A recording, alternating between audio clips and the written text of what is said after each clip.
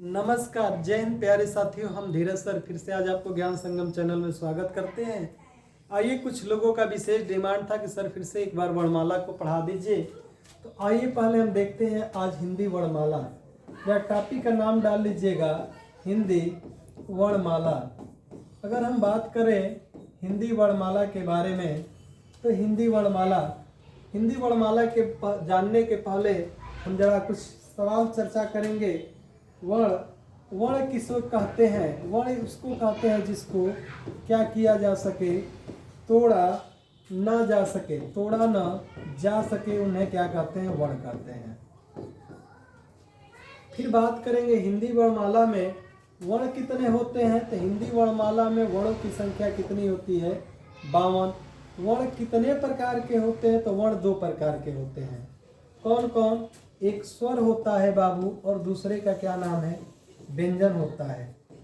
जो स्वतंत्र रूप से होते हैं उन्हें हम क्या कहते हैं? जो स्वतंत्र रूप से हो, क्या? जो स्वतंत्र रूप से लिखे पढ़े बोले जाएं उन्हें हम क्या कहेंगे? स्वर के नाम से जानते हैं। जैसे अ, छोटी, छोटा उ, ये सब क्या है? स्वर है। व्यंजन क्या होते हैं? ये किसी पर आश्रित होते हैं। जो आश्रित होते हैं उन्हें हम क्या कहते हैं? उन्हें हम व्यंजन कहते हैं। आश्रित कहने का मतलब देखिए ना, क आश्रित नहीं है। क को अगर तोड़े तो क धन अ है कि नहीं? अगर हम च को तोड़े तो च धन अ है कि नहीं? अब हम देखिए ना, यह क्या है बाबू? यह व्यंजन है। यह क्या है? स्वर। इनसे मिल के बना क्या? वर्ण बन गया ना।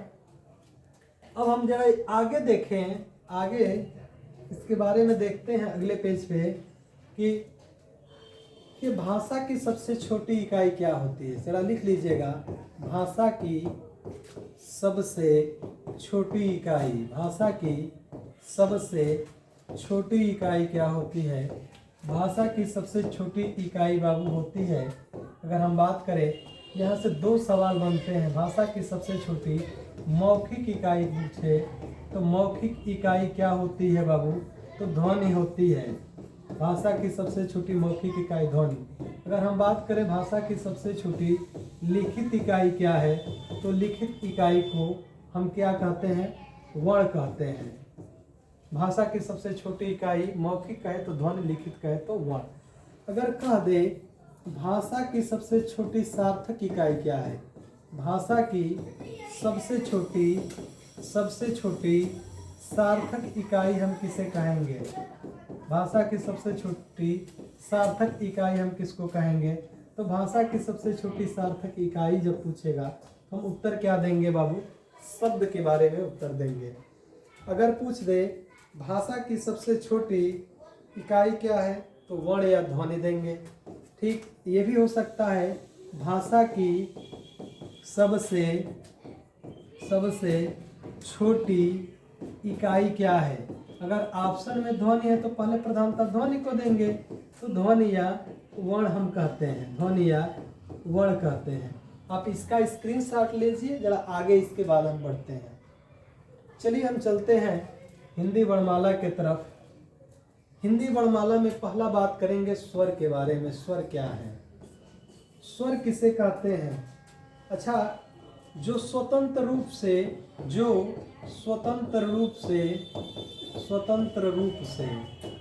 क्या हो? लिखे पढ़े बोले जाए उन्हें हम क्या कहते हैं? उन्हें हम स्वर के नाम से जानते हैं। बाबू, जो स्वतंत्र रूप से लिखे पढ़े बोले जाए उन्हें हम क्या कहेंगे? स्वर कहेंगे। हिंदी भाषा में स्वर कितने होते हैं? तो यहीं से शुरुआत करते हैं। अ, आ, छोटी ई, बड़ी ई, छोटा ऊ, बड़ा ऊ, ऋषि री, ए, ओ, औ, और क्या होता है बाबू? अभी आप कहेंगे सर अंग भी तो होता है, अ भी तो होता है। हम कहें बिल्कुल होता है बाबू। अब देखिए, जब भी हमसे सवाल बना के पूछ दिया जाए हिंदी भाषा में स्वरों की संख्या, जरा आप स्टार करके इन प्रश्नों को लिखिए, यहीं से हमारा स्टार लगने की प्रक्रिया शुरू होगी। देखिए, पूछ देगा हिंदी भाषा में स्वरों की संख्या है, तो स्वरों की संख्या बाबू हम क्या बताएंगे? स्वरों की संख्या हम 11 बताएंगे। पूछ देगा हिंदी भाषा में कुल स्वरों की संख्या है, कुल स्वरों की संख्या है। तो कुल स्वरों की संख्या बाबू क्या बताएंगे?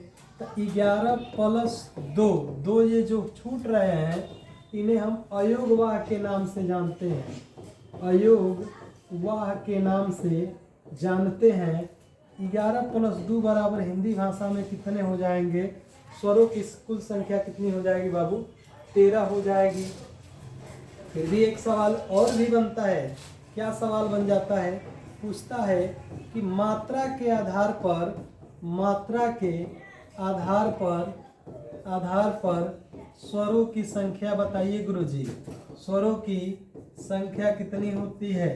तो बाबू मात्रा के आधार पर देखिए ना, क्या औ का मात्रा होता है ना, ओ का होता है, ऐ का है, ए का है, री का है, बड़ा ऊ का है, छोटा ऊ का है, बड़ी ई का है, छोटी ई का है, आ का भी मात्रा होता है। लेकिन कहीं आज तक आप अ का मात्रा पढ़े हैं क्या? कहेंगे नहीं सर, ये नहीं पढ़ा गया है। तो मात्रा के आधार पर जब भी स्वरों की संख्या पूछेगा तो क्या बताएंगे?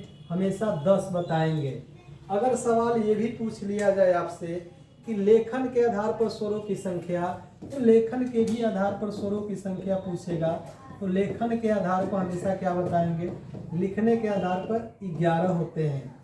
अगर पूछ दिया जाए कि मौखिक स्वरों की संख्या कितनी होती है या बोलने के आधार पर स्वरों की संख्या कितनी होती है, तो बोलने के आधार पर स्वरों की संख्या क्या होती है? तो यही आप स्टार करके एक और सवाल लिख लीजिए। पूछ देगा बोलने के आधार पर स्वरों की संख्या कितनी होती है, तो बोलने के आधार पर स्वरों की संख्या 10 होती है। क्योंकि जो 10 इसलिए कह रहे हैं कि बाबू री को हिंदी में बोला नहीं जाता है, कोई किसको नहीं माना गया है? री को नहीं माना गया है। तो इसीलिए बोलने के आधार पर पूछेगा तो क्या हम उत्तर देंगे? 10 देंगे। री को क्या माना गया? बोलने के आधार पर नहीं माना गया है। ठीक, आप इसका स्क्रीनशॉट लीजिए, फिर आराम से आप खूब आराम से लिखिएगा। ले लीजिए स्क्रीनशॉट। चलिए अब शुरुआत हम करते हैं यहाँ से कि मात्रा के आधार पर स्वरों की संख्या। बात करेंगे मात्रा के आधार पर स्वरों का विभाजन। मात्रा के आधार पर किसका विभाजन? स्वरों का विभाजन। मात्रा के आधार पर स्वरों का विभाजन कितने प्रकार से किया गया है? मात्रा के आधार पर जो स्वरों के विभाजन है यह केवल और केवल 3 प्रकार के किया गया है। कौन कौन? ये देखिए कौन कौन। एक का नाम है ह्रस्व स्वर, ह्रस्व स्वर। दूसरे का क्या नाम है? दूसरे का नाम है दीर्घ स्वर। और तीसरे का क्या नाम है? प्लूट स्वर के नाम से जानते हैं, प्लूट स्वर के नाम से जानते हैं। इसी ह्रस्व स्वर को लघु स्वर कहा जाता है। इसी को हम क्या कहते हैं? लघु स्वर। या ऐसे स्वर जो केवल और केवल क्या 1 सेकेंड के अंतर्गत बोले जाएं, उन्हें हम क्या कहते हैं? ह्रस्व स्वर कहते हैं। क्या परिभाषा भी लिखे यार। ह्रस्व स्वर जो छोटे से छोटे एक ध्वनि, जो पलक झपकने का है ना, जो पलक हम लोग का झपक रहा है, यही के मात्रा काल को हम 1 सेकेंड कहते हैं। पलक झपकने के काल को हम मात्रा काल कहते हैं। इसके अंतर्गत आता है अ, छोटी ई, छोटा ऊ और ऋषि री। यानी पूछे ह्रस्व स्वरों की संख्या कितनी? 4। अब देखिए दीर्घ स्वर, या इसी को हम क्या कहते हैं? संयुक्त स्वर कहते हैं। या इसी को ह्रस्व की जगह दीर्घ, या ऐसे स्वर जो 2 सेकेंड में बोले जाएं, उन्हें हम क्या कहते हैं? दीर्घ स्वर के नाम से जानते हैं। या अब देखिएगा कौन कौन आते हैं? बड़ा आ, बड़ी ई, बड़ा ऊ, ए, ओ, औ। इन्हीं को तो हम क्या कहते हैं? दीर्घ स्वर के नाम से जानते हैं। फिर अगर बात करने चले कि प्लूट स्वर किसको कहते हैं, तो जो हम लोग बोलते हैं मंदिर के अगल बगल से आप गुजरे होंगे, ऐसी ध्वनियाँ सुनाई देती है ना, ओ, यही क्या है? प्लूट स्वर है, जो लंबे समय तक चला। या आप किसी खेत में काम कर रहे हैं या बगीचे में टहल रहे हैं, आपका मित्र जाता है, कहता है कि सीधे कहेगा दिनेशवा रे, महेशवा रे। जो हम लोग बोल रहे हैं कि रमवा रे, यही क्या है बाबू? यही प्लूट स्वर का उदाहरण है। आप इसका स्क्रीनशॉट लीजिए। चलते हैं मात्रा के आधार पर हो गया विभाजन, ओष्ठ के आधार पर स्वरों का विभाजन कराते हैं। चलिएगा लिखिएगा यहाँ पर ओष्ठ के आधार पर स्वरों का विभाजन। आप भी हमारे साथ लिखते चलिए। आधार पर किसका विभाजन पढ़ा रहे हैं? तो स्वरों का विभाजन पढ़ा रहे हैं। अच्छा, ओष्ठ के आधार पर स्वरों का विभाजन दो प्रकार से किया गया। कौन कौन? एगो वृत्ताकार किया गया, जिसको बोलने पर ओष्ठ की आकृति क्या हो जाए? ओष्ठ की आकृति बाबू का हो जाए? गोलाकार हो जाए। ओष्ठ की गोलाकार आकृति हो जाए, उसे हम क्या कहेंगे? गोलाकार आकृति हो जाए, उसी को हम लोग क्या कहते हैं? वृत्ताकार स्वर कहते हैं। और एक हो गया अवृत्ताकार स्वर, अवृत्ताकार स्वर, जिसको बोलने पर ओष्ठ की आकृति क्या हो? गोलाकार न हो, उन्हें हम क्या कहते हैं? उन्हें हम अवृत्ताकार स्वर कहते हैं। अब आप हमसे बिल्कुल पूछेंगे सर पहले उदाहरण एक बताइए तो समझे। अरे भाई, अपने ओठ पे कुछ लगा लीजिएगा और दीवार से इसे चिपक के बोलिएगा। देखिएगा क्या ओष्ठ की आकृति गोलाकार आ रही है? छोटा ऊ, बड़ा ऊ, ओ और औ। ये क्या है? ये क्या है? हमारे वृत्ताकार स्वर है। अगर हम अवृत्ताकार स्वर की बात करें तो देखिए ना, आ, जो आ बोलते हैं ना, मुंह पूरा खुला आ, ये क्या हो जाता है? आ, छोटी ई, ठीक, बड़ी ई, फिर ए, फिर ऐ। ये क्या है? हमारे अवृत्ताकार के उदाहरण हैं। इनको आप लिख लीजिए या स्क्रीनशॉट ले लीजिए। चलिए अब चलते हैं जीभ के आधार पर स्वरों का विभाजन। किसके आधार पर? जीभ के आधार पर स्वरों का विभाजन। जीभ के आधार पर स्वरों का विभाजन। जीभ के आधार पर किसका विभाजन करा रहे हैं? स्वरों का विभाजन अब करवाया जा रहा है।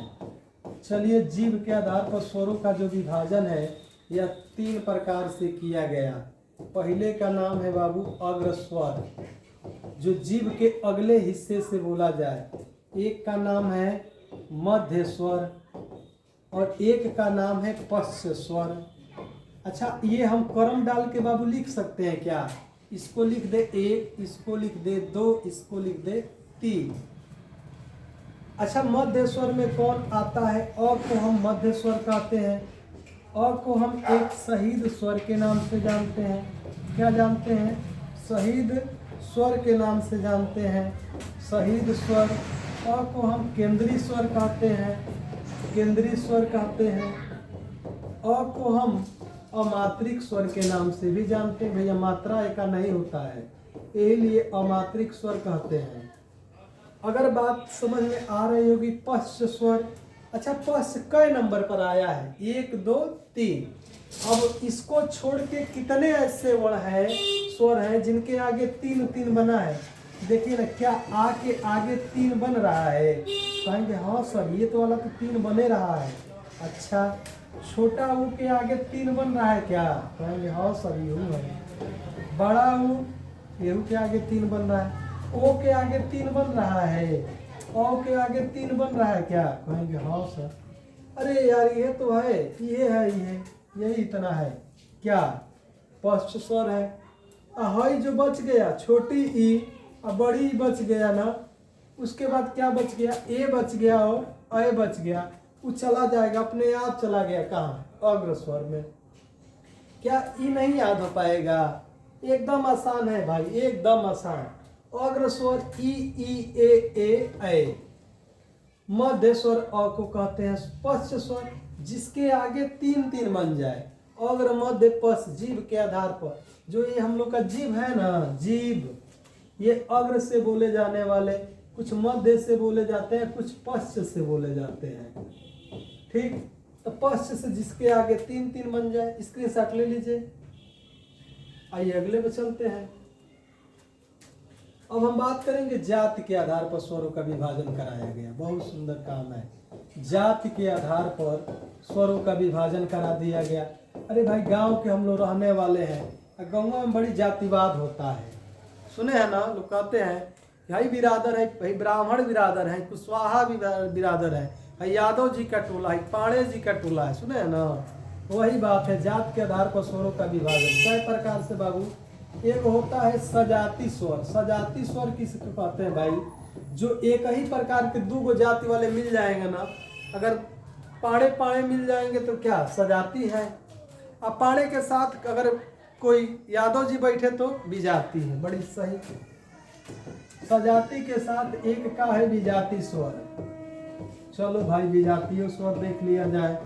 एक का है सजाती स्वर। सजाती मतलब एक जाति से मिलकर बने हैं। अगर अ के साथ अगर अ मिला है तो बाबू का बनेगा, कहोगे भैया आ बनेगा। अगर छोटी ई के साथ छोटी ई मिला है तो बड़ी बनेगा। अच्छा छोटा ऊ के साथ छोटा ऊ मिला दे तो बड़ा ऊ बनेगा। अच्छा कई लोग इहो बताते हैं री के साथ री बनाते हैं तो बड़ा री बनता है। अरे भाई एक का प्रयोग हम लोग हिंदी में नहीं है, बनता तो है संस्कृत में बनता है, तो कहाँ इसको दिमाग यहाँ खर्च करें। इसको हम अभी यहीं से हटा दे रहे हैं। हटाइए, एकदम हम लोग के काम का ही चीज़ नहीं है। आइए छोटा ऊ बड़ा, छोटा ऊ को मिला दे बड़ा ऊ। यानी सजाती स्वरों की अगर संख्या पूछ दिया जाए कितनी, तो सजाती स्वरों की संख्या कितनी है बाबू? 3। अब विजाती स्वर अ के साथ अगर छोटी ई को मिला देंगे तो क्या बनेगा? ए बनेगा। अ के साथ अगर ए मिला दे तो क्या बनेगा? अय बन जाएगा। क्या बनेगा? अय। इसका मतलब इसको लिखा ऐसे जाता है, जरा ध्यान दीजिएगा। इसको लिखा ऐसे जाता है। इसको कैसे लिखा जाता है कि इस तरह लिखा जाता है एक मात्रा, लेकिन होता कैसे 2 मात्रा होता है। ठीक, ये विजाती स्वर देखिए ना, ये अलग जाति से, ये अलग जाति से, ये अलग जाति से, ये अलग जाति से। अगर यही अ के साथ अगर हम ऊ लगा दे क्या बन जाएगा? ओ बन जाएगा। अगर अ के साथ अगर हम क्या लगा दें? ओ लगा दें तो क्या बन जाएगा बाबू? अ बन जाएगा। ये तो बात समझ में आ रही होगी। इन्हीं चारों को क्या कहा जाता है? विजाती स्वर कहा जाता है। और इन चारों को क्या कहा जाता है? सजाती स्वर। इनकी संख्या 4 होती है और इनकी संख्या 3 होती है। ये तो बात समझ में आ रहा होगा। इसका भी आप स्क्रीनशॉट ले लीजिए। आइए अगले पेज पे। जाति हो गया। अगर हम बात करें मुख खुलने के आधार पर, अच्छा मुख खुलने के आधार पर, मुख खुलने के आधार पर स्वरों का विभाजन कितने प्रकार से किया गया है? तो 4 प्रकार से किया गया है। कौन कौन? एक लिख लीजिएगा क्या? विवृत स्वर। एक का नाम विवृत स्वर, दूसरे का नाम अर्धविवृत स्वर, अर्धविवृत स्वर, और तीसरे का नाम संवृत स्वर, संवृत स्वर। एक का नाम क्या है? अर्धसंवृत स्वर, अर्धसंवृत स्वर। सबके साथ आपका मन कर रहा है लिखने के लिए तो बिल्कुल लिखते चलिए। स्वर, स्वर और स्वर। आप पहले इसका स्क्रीनशॉट लीजिए कि मुख खुलने के आधार पर स्वर कई प्रकार के होते हैं। तो 4 प्रकार के होते हैं। ठीक, यहाँ तक तो आप समझ रहे होंगे मुख खुलने के आधार पर। अच्छा संवृत स्वर किसके कहते हैं? इसे सुई जानते हैं? सुई, सुई लगता है तो कैसी ध्वनियाँ निकलती है?